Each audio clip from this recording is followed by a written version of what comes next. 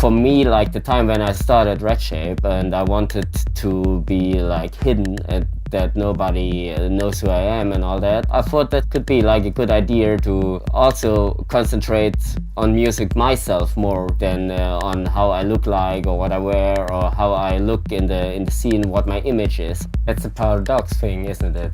Otherwise, you want to, on one side, hide of the public, and it actually works really well. And even though that the mask itself over the last years had the effect to make like the mask itself even more famous, it still works for its initial reason. Like if I don't let people photograph me or something like that, and people only see me with mask, then my kind of private life is still safe.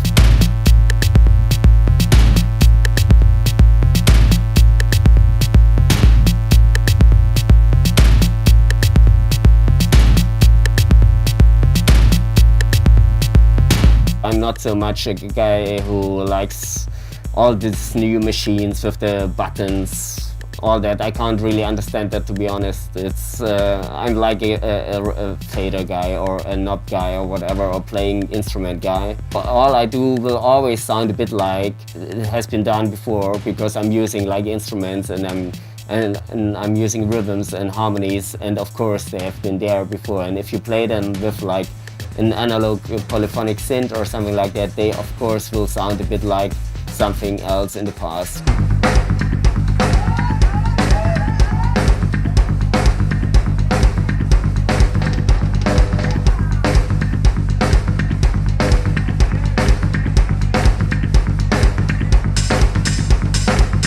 You can have like a really good written rock tune or something like that with a really good guitar riff, whatever, nice drums, toms, whatever. It can really kick and make you feel like great. But what a techno track, a good one, can make with you on a dance floor, even being totally sober, is something I think no other music can produce, especially not in the timing-wise. It's not the same. So you have one peak part of one, for example, rock song, but techno can be like peak all the time without feeling it too much.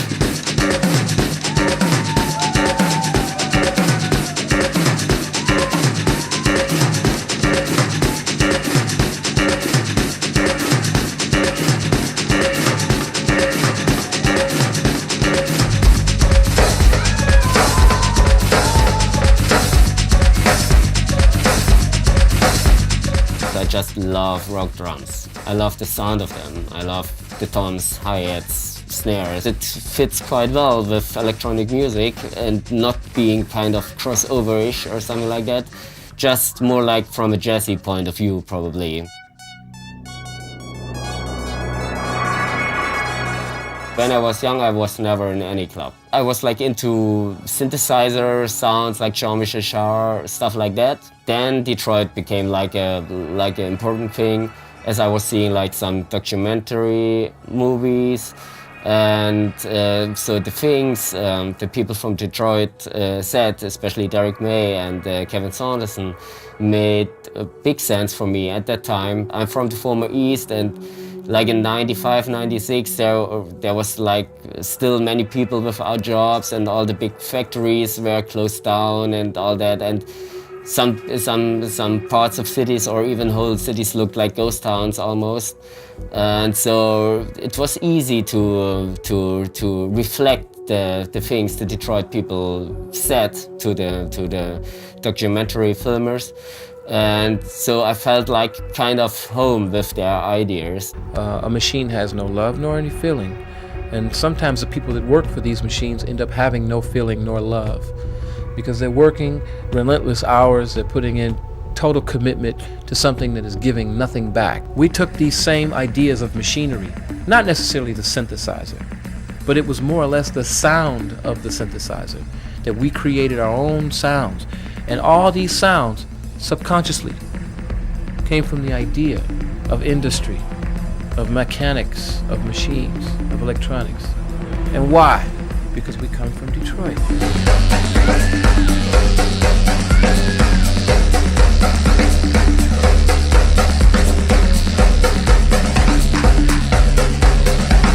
There there was a lot of emotions or trying to explain emotions in music, which kind of is not the same anymore today, like in 80% of the output in electronic music scene. I mean, romantic was like a word which was used very often that time for Detroit techno. It's not so common anymore that people call it romantic, but for me it still is.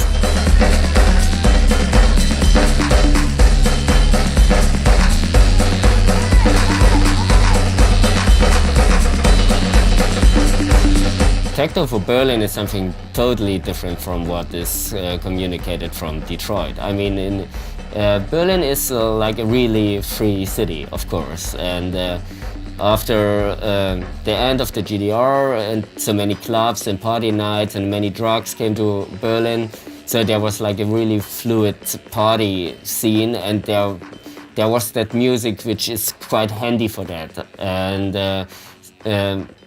the music at that time sounded a bit like that. It was like 100% functional music without any, I would even say, brain. And now, from now, where Berlin is kind of like the capital of techno, whatever, I would say the music is more like a beat for the city. It's not so much there to explain anything. Actually, it's almost about to don't explain anything. It's about the freedom of that you can do what you want to do and be whoever you want, from the full scale, from really underdog to like the big guy. Where you feel comfortable, you can be exactly that. So that's a thing which Berlin has and Detroit never really had. So that's the main difference, I would say.